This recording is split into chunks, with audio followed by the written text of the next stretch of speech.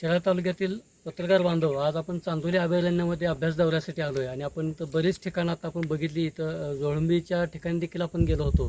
तिथं देखील आपण बघितलं की नैसर्गिक जी संपत्ती आहे त्या संपत्तीचं संवर्धन आणि जतन होणं ही काळाची गरज आहे. आज आपण इथं बघतोय हा जनीचा आंबा आहे.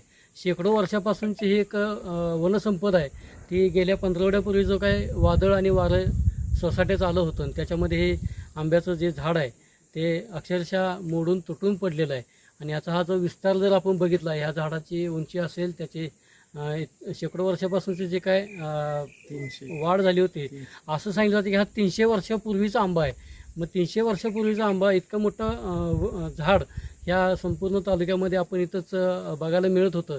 आणि आता हे नैसर्गिक आपत्तीमुळे तुटून पडलं आहे, मोडून पडलं आहे. आणि सर्व पत्रकारांच्या वतीनं मी प्रशासनाला आवाहन करतो की अशा मोठ्या वनसंपदेचं त्यांनी जतन केलं पाहिजे, संवर्धन केलं पाहिजे. आता जे काय शिल्लक राहिलेलं जे काय झाड आहे त्या झाडाला कशा पद्धतीने इथून पुढं संवर्धित करता येईल का, त्याच्यावरती काय शास्त्रीय दृष्टिकोनातून काही उपाययोजना करता येतील का, ते देखील पाहणं गरजेचं आहे. धन्यवाद.